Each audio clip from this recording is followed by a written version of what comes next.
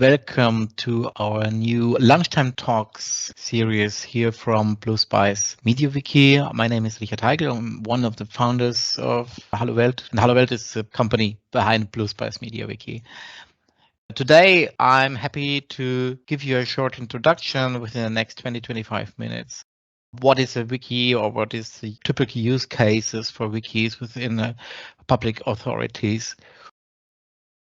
So what we see in the last years is that the public sector is more and more demanding collaborative platforms for sharing knowledge, for internal communication, and to overcome bureaucratic and technocratic ways in solving problems. I will quickly give you an idea why wikis are really made for supporting exactly that. Requirements are a perfect tool to help each other. Wikis in public authorities. What's on the agenda? So maybe we should characterize a public authority wiki. What is a wiki? What is in the public sphere? Possible uses of wikis in public authorities. We will have a look into 2 or 3 use cases, the most wanted ones, but there are many more. We come back to talk about benefits of the wikis, and then, of course, we should talk quickly about security, data protections, and accessibility, which are one of the most wanted additions that are necessary to use any software within the public sphere. First of all, what are the characteristics of a wiki in general? So a wiki is made to develop and share content. And it's the idea to have a central platform where you just can start writing any sort of articles, share ideas, experiences, and any other can also edit the same page. So this is something what you know already from other tools. Meanwhile, Google Docs or others do nearly the same. But this is a web-based application that's exactly made for this, to collect knowledge from different people. And you don't have to do this at the same time. You can do it at the same time, but mostly the documents became, as in Wikipedia, better over time. If many people are editing a source, then it's necessary to have under control who has edited what. And that's the reason why every wiki has a versioning feature as a standard, so that you can see what are changes and who made the changes of the content. And if I mean all content, it's not only pages, but it's also possible in MediaWiki or in BlueSpice to have control over changes of attachments, so nothing is lost. If you say, but that's exactly what Google Docs makes or Microsoft Word, then yeah, but now the next big thing of wikis is that you can set links to different pages, so that you are starting to structure the content in linking exactly to that additional information, to that subpage that's necessary, or to a similar topic, or to responsible people, whatever. And so in comparison, that makes it really great. And if you have to deal with complex information, you have plenty of pages and you can just link between and jump between the content, like you know that from Wikipedia. The structuring is important, and then you see quickly the differences to simple content management systems if you compare it, how easy it is. And last but not least, it's important that it can have a good search function. I always recommend that if you are looking for a tool, try to search. Is everything available, or can you only search within one entity or one module, stuff like that? BlueSpice is searching everything from a central page, a central location, and that makes it much easier to find what you're looking for. Normally, a wiki should also support you with importing data like Word files, which cannot only be attached, but it can also become a wiki page, an ordinary wiki page, and replace your Word documentation. And of course, the other way around, export functions are also important. So you need PDF exports or export as an XML file or stuff like that. So this is something very general about wikis. For an enterprise use or within a public authority, we need a bit more. So we have some sort of documents which has to be controlled, needs to be approved, like a work instruction, for instance. And that means you need a workflow tool to ask responsible persons if they agree with the content or they just approve the content is current, is correctly updated, and can be somehow published, and readers can rely on this information, say this is an approved version. You don't need this for every page, but for a couple of pages, let's say if you need documents for certifications or if there are some legal impacts, then this is a necessary feature. An enterprise wiki should also support you with forms that you can collect data and should help you with dealing with any sort of metadata like process owner or validity dates or whatever you define as a metadata that's necessary for your work. Standard is authentication access control. You need in internal wikis the option, or it's a standard that you get your authentication via a central authentication server like Active Directory or any others with OpenID, stuff like that. And last but not least, if you look for a wiki, also have a look on the interoperability with other applications. So it should be possible to get the search index prepared for other searches, or you have an API to get content or to communicate with the wiki. That was very general. Let's have a look at typical use cases. The first one is knowledge sharing and knowledge management. It's both.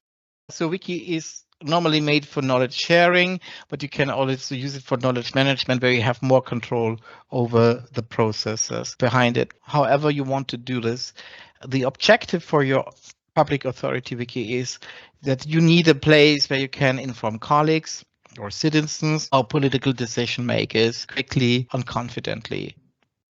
What are examples for that? So we know wikis are used as internal platforms for any kind of information and for cooperation centers, for instance. Another example is you need an online funding manual. So there are citizens that ask you for funding and how this is be done and where they can apply and what is required. So this is a public wiki where you can get this information. Or another one really existing here in a Bavarian community is a waste lexicon where different authorities share the knowledge about how to deal with waste and problematic waste, or wiki for vehicle registrations, or completely different, an emergency manual for the management of any sort of crisis, or if the IT infrastructure is breaking down, how to start that everything again, or what has to be done if there is an emergency at your office, and what is to be done if people need to be evacuated. You need a knowledge base, and whatever you put there, and this is my case here, is it can any sort of knowledge. It could be guidelines, it could be how-tos, it could be work aids, any decision templates, best practices. Doesn't matter. The central point is that you have a place where you can share this, and mostly you can pre-structure that. And that leads me to a second use case where a wiki is really, really helpful and helps you a lot. That is in organizing meetings. A meeting is where people come together and the result are any sort of minutes or any sort of documentation. And the wiki is the place where you can do all this documentation. You start a page and then you say, okay, who will attend or who has attended, and what are the topics, what are the results, and what are the next steps, what is to do. It's nice to see that you can prepare these meetings and document the meetings in a collaborative way. So your meeting starts 1 or 2 weeks before the meeting, and you have the documentation weeks after that in place. And because it's in a central place, you can retrieve that information that you're asking for. You make results traceable, findable, transparent. It helps you a lot to increase transparency in your company if you want to. And that reduces many questions and calls after that. You can document regular meetings, project discussions, situation planning meetings, but you can also just use in the same way as for reports. And of course, you make decisions and you make a list of decisions, for instance. Or one result can be you have a task list of tasks that has to be done. So this is what you do and what BlueSpice is providing you with, just to give you an idea. And all you have to do is to set up some protocol templates and some central portals for the teams or for any sort of topic where you can easily find all recent protocols or reports or minutes. And you normally just need the minutes from the last, let's say, 4, 5, 7 weeks. So that is mostly what you're looking for. A third use case is organizing procedures. Now we come to a very controlled type of document. Why? So of course you can describe any sort of how to empty the bin or whatever. But seriously, you have regulations within your company, you have responsibilities, there are certain workflows, handovers, quality checks. The wiki is the best place for all those processes, work instructions, guidelines, and make it easy not only to find, but easy to any sort of update and to maintain. This saves really much of your time, and it's also good to have it at the same place where your central knowledge base is today. Examples are clear. You need always a certain set of documents. That's a process description, a workflow description, a documentation of responsibilities and roles, and you need something for your audits on your audit logs. And then you need overview pages where you can have a look on the status of every process, every workflow, and the roles and the audits. So that is a set of 10 templates which are already in place and which we can share with you. And on this basis, you can get every audit ISO certification you want to do. They just needed to be a bit customized, but in general, this is very easy to work with that. So all you have to do, you need to introduce a reviewer improvement process if you don't have it already, and then you just put the templates in the wiki and get some trainings. And of course, maybe you should rethink how you control the documents. Do you need workflows? Do you need approvals? And who are the responsible person to do so? Then you can start tomorrow.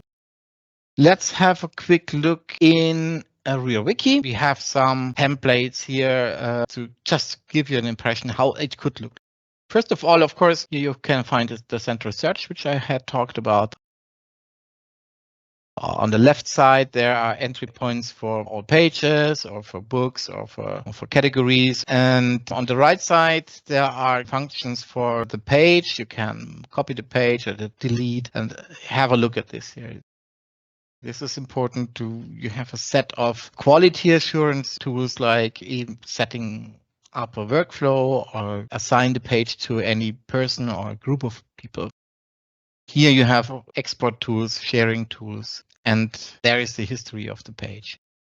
What you see here is a possible portal page that can be adopted however you need it. Let's say like buttons to information about all departments or guides or processes or minutes. You can have here whatever you want. Mostly you need a place for announcements or recent changes, or you need an overview of the new minutes or contact information, or just having an introduction to new employees in your department. Anyhow, whatever you need is quickly changed. Let's have a look at one example page here. This is a page with some headings, and you can enrich and change this page very quickly. For instance, let's say we need here a table where you say, okay, year 1, 2, 3. We help you a lot with what we call content droplets. That makes it easier to insert any sort of a diagram or report or banner with a message or videos, for instance, or a PDF preview. Of course, you can upload PDFs and attach it to a page. And now you see also here's a history. Somebody has changed something. You can control different changes and compare the versions. That's a classic wiki way to compare versions, but sometimes it's better to have it in a visual way because a table is easier to identify in that view. So you have fully control over what is going on this page. We have now a template here for a document control. For instance, this is a guidance, there is a protection level, there's a certain scope or a validity or somebody who is responsible for approval. That can be edited easily with that form functionality, and all that can be customized on your own side. It's easy to have any sort of data here. And the advantage of BlueSpice is that you can reuse that information and you can search for validities, or you can make a list and say, give me all guidance pages with the protection level normal, for instance. And Richard Heigl has edited that. And that makes the life so much easier. That is a process description. You see a completely different set of metadata. That has also already a pre-structure. You see, you can easily edit a visualization of any sort of process here. And all that pages are pre-structured. They can be changed. If you don't need purpose and goals in this page, you just remove it. But if you create the page, it will show you all options, and then you just create the page and you edit the page as you want to do this. And this is an example for minutes. So an example here shows that you have maybe different departments, and you see here the last minutes. If you start a new one, I can show you just pre-structure the page templates. You have already a date, for instance, that's the title. And now look, there's already your template. And you can change the template very easily. If your meeting has a different approach or something has to be changed, it's not always the same thing, then you just go to the template, you change it, and you can adopt it however you want. So coming back, to summarize, what are the benefits of wikis is, if you look at the organizational level, you have a central point for the most wanted knowledge within the authorities. And it's not longer scattered around in many people's heads. So that's the basic idea, to make it easy to share knowledge and reduce search time in your company.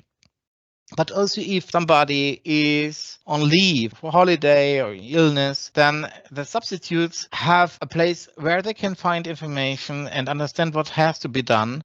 Time-critical inquiries can be processed much faster than before because you don't have to look through files, and the most important information can be collected and shared within a wiki. And that makes it much easier if you have a client on your phone.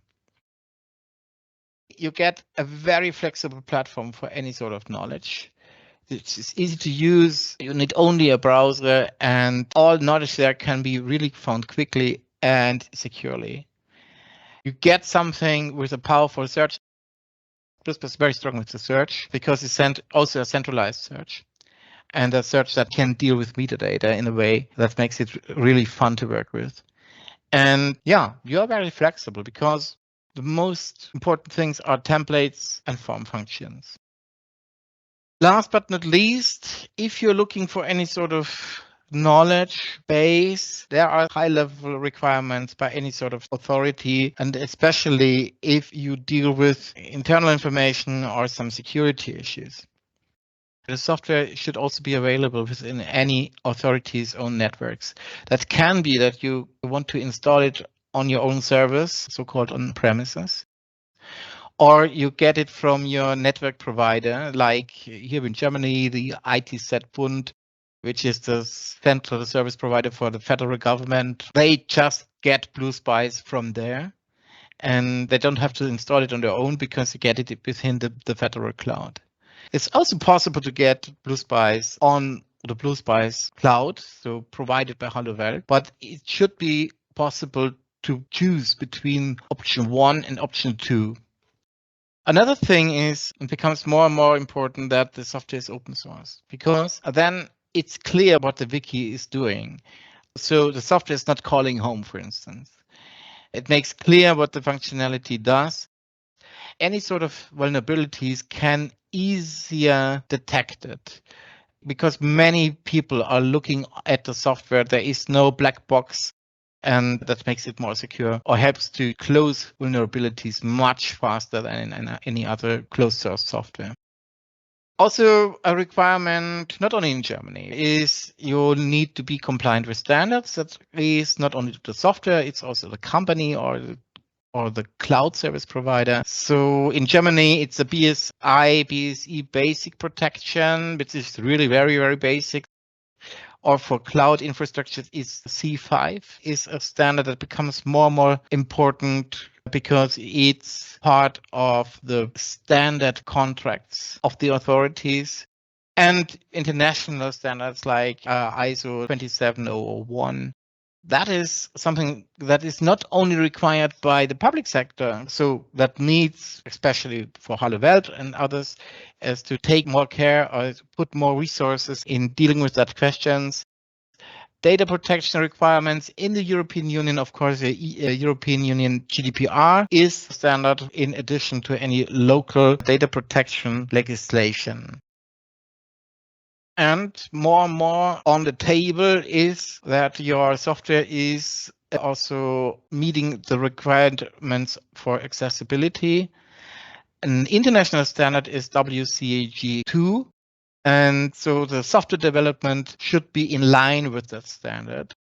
Currently, most companies have a voluntary conformity report for that, where you say, okay, look, we are doing this here on a regular basis. What is improved? A report, what has been done so far in the software development to meet that requirements. You can have that report, of course, for BlueSpice in our trust and safety area. It's also possible to get a certification by any external organization, which is something what we also try to get within the next months. Makes it complete here.